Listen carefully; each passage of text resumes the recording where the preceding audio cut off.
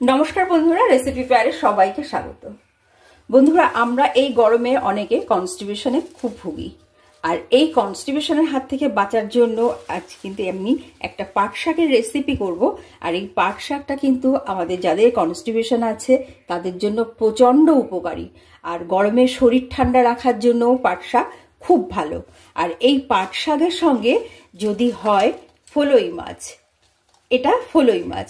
আমরা জানি ফলই মাছ আমাদের গরমের সময় শরীর ঠান্ডা রাখে, তাহলে আমাদের ইমিউনিটি বাড়াতে, গরমে কনস্টিপেশনের হাত থেকে বাঁচাতে, আর প্রচুর পরিমাণে শরীরে প্রোটিন আর ঠান্ডা রাখার জন্য আমরা আজকে যে রেসিপিটা করব এটা পাট শাক দিয়ে আর ফলই মাছ দিয়ে। তাহলে বন্ধুরা দেখে নেবেন আমি পাট শাক দিয়ে আর ফলই মাছ দিয়ে কিভাবে এই রেসিপিটা তৈরি করি। তার জন্য আমি আগে পাট শাকগুলোকে, পাট শাকের যে প্রথম দিকে যে কচি শাকগুলো আছে, এইভাবে আমি পাট শাকগুলোকে বেছে নেব। এটা আশা করি আমরা প্রত্যেকেই জানি যে আমরা পাট শাকটাকে কিভাবে বাছি। ঠিক এইভাবে অনেকেই শীতটাকে ফেলে না, কিন্তু এই শীতটাকে ফেলে নিতে হয়। পাট শাক যেমন শরীর ঠান্ডা রাখে, কনস্টিপেশনের হাত থেকে বাঁচায়, তেমনি পাট শাকের এই শিরগুলো কিন্তু হজম হয় না। এইগুলোকে অবশ্য করেই মনে করে ফেলে দিতে হবে।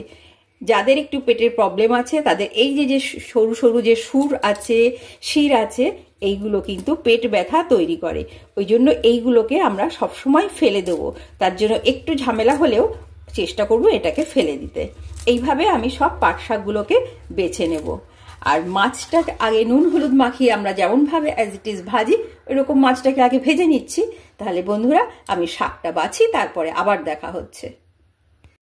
বন্ধুরা, শাকগুলো সব বাছা হয়ে গেছে। এইবার আমি এটাকে ধোয়ার আগে হাত দিয়ে এইভাবে একটু ছোট করে সব কেটে নেব। ঠিক এইভাবে সব পাতাগুলোকে ছোট করে নিলাম। আর এটাকে কাটা বা অন্য কোনো দরকার নেই। এইবার এগুলোকে ভালো করে ধুয়ে নেব। এবার মাছ ভাজার জন্য কড়াইতে আমি সর্ষের তেল দিয়ে নিলাম। খুব ভালো করে তেল গরম হয়ে গেছে। এইবার আমি মাছগুলোকে আগে ভেজে নেব। মাছ ভাজা হয়ে গেছে, এবার মাছগুলোকে সব আমি আগে তুলে নেব। এইবার বন্ধুরা এই মাছ ভাজার তেলের মধ্যেই আমি কাঁচা লঙ্কা মধ্যেখানে চিড়ে দিয়ে দিলাম। এখন কিন্তু আমি অন্য কিচ্ছু আর দেবো না, এর মধ্যে দিয়ে দিচ্ছি প্লেন জল। আর যা দেওয়ার সেটা পরে দেবো। এইবার দিয়ে দেবো আমি এর মধ্যে নুন আর হলুদ।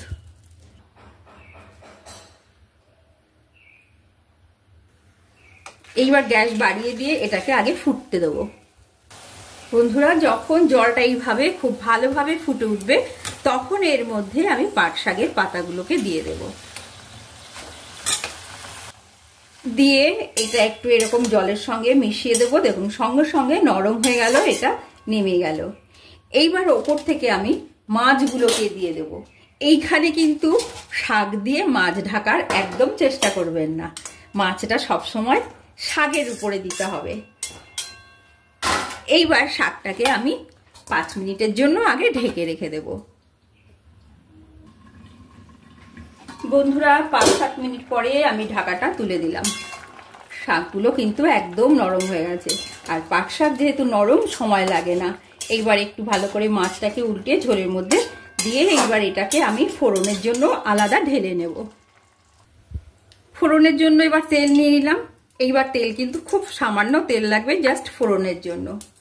তেল ভালো করে আগে গরম করে নেব, তাহলে গন্ধটা খুব সুন্দর হবে। এখানে আমরা অন্য ছোট মৌরলা মাছ, বাটা মাছও দিয়ে করতে পারি, কিন্তু যেহেতু গরমে ফলই মাছটা শরীর ঠান্ডা করে তার জন্য আমি ফলই মাছ দিয়েই করছি। দিয়ে দিলাম রাঁধুনি এখানে। হ্যাঁ, এই রাঁধুনিটাই কিন্তু মাস্ট। নিয়েছি রসুন কুচি, অনেকগুলো পরিমাণে রসুন ভালো করে আমি কুচিয়ে নিয়েছি। এই রসুন আর রাঁধুনি এই শাক দিয়ে যখন মাছের ঝোলটা করব তখন কিন্তু এই দুটো জিনিসকে আমার ফোড়ন দিতে হবে। আর এই সবসময় মনে রাখতে হবে যাদের কনস্টিপেশন আছে তাদের জন্য কিন্তু এই মাছের ঝোলটা বা এই পাট শাক প্রচণ্ড উপকারী। এইবার ফোড়নটা ভালো করে ভেজে নেব। আপনারা বুঝতে পারবেন যখনই গন্ধ ছাড়বে। ভালো করে মানে কিন্তু এটাকে শুকিয়ে কাঠের মতন বানিয়ে দেব না। আমাদের ফোড়ন রেডি হয়ে গেছে। এবার এর মধ্যে আমি ঝোলটা ছেড়ে দেব। এই সময় কিন্তু গ্যাসটা একদম কমিয়ে নেব। তার কারণ তাহলে আমি যে তেলে ফোড়ন দিলাম তেলটা আমার এর মধ্যে থেকে গেল, গন্ধটাও এর মধ্যে সুন্দরভাবে থেকে গেল। এইবার গ্যাস বাড়িয়ে এটাকে ফুটতে দেবো। কত অল্প সময় আমাদের এই মাছের ঝোলটা হয়ে যায় বন্ধুরা, দেখতে পারলেন তো। আর এটার মধ্যে আমাদের কোনো মশলা লাগছে না, একদম ন্যাচারাল যে টেস্ট, ন্যাচারাল যে উপকার সম্পূর্ণটা কিন্তু এর মধ্যে থেকে যাচ্ছে। আর রান্না করার কোনো ঝামেলাও এখানে কিন্তু নেই। একদিন আপনারা খেয়ে দেখুন, আশা করি অবশ্যই ভালো লাগবে।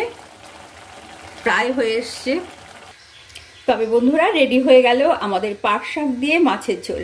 আর এই যে রসুনগুলো, এই রসুনগুলো কিন্তু খেতে বা মুখে পড়লে খুবই ভালো লাগবে। ভিডিওটা ভালো লাগলে অবশ্যই লাইক করুন, সাবস্ক্রাইব করে সঙ্গে থাকুন। দেখা হবে পরের ভিডিওতে।